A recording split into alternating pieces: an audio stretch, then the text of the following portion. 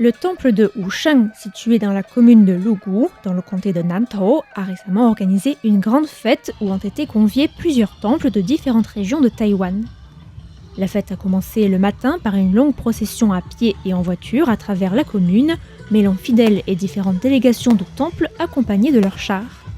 On pouvait voir par exemple des temples de Taipei, de Nantou ou encore de Tainan, dans le sud de l'île, avec d'abord les célèbres Tiye Baiye, qui sont presque tout le temps présents dans les fêtes de temple à Taïwan.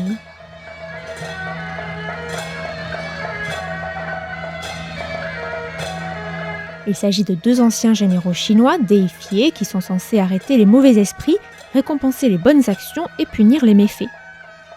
Ils sont traditionnellement subordonnés à des divinités comme le dieu de la ville Sheng Huangye ou à d'autres dieux associés à la justice.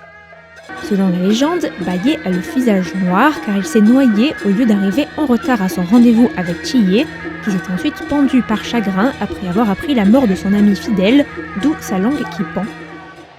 C'était aussi l'occasion de voir une troupe de Zhonghui Wugui. Zhonghui étant un exorciste légendaire chinois qui chasse les mauvais esprits armé d'une épée. Selon la légende, Zhonghui était très laid mais doué en études et est mort fracassé contre les marches du palais après s'être vu refuser une fonction publique en raison de son apparence peu flatteuse. Il était accompagné des Wugui, les 5 fantômes qui, selon la légende, auraient été sous l'autorité de démons auparavant, avant d'être apprivoisés par Zhonghui et de devenir ses serviteurs. Il y avait également une troupe de Guanjianshou, des généraux protecteurs du Dharma, la loi bouddhique, qui accompagnent généralement Kshitigarbha, bodhisattva des enfers, très vénéré à Taïwan.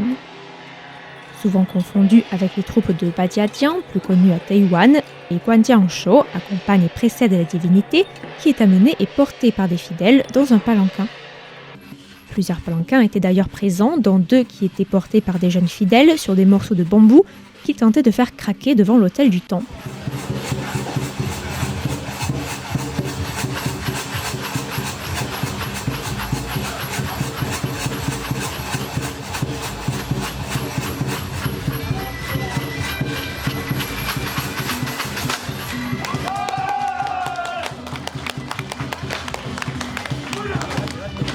L'ambiance était à son comble pendant la danse des Santaezi, divinité très appréciée à Taïwan, qui dansait ici sur des chansons populaires en langue taïwanaise.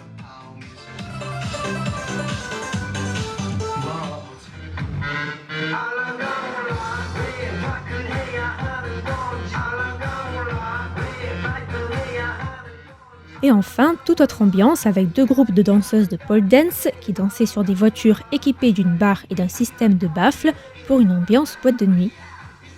Pole dance qui est devenu un élément important des fêtes de temple à Taïwan, notamment et surtout dans les campagnes. De quoi se rincer l'œil pour les divinités du temple et pour les fidèles masculins, qui d'ailleurs, coïncidence sans doute, sont très présents dans la gestion des temples.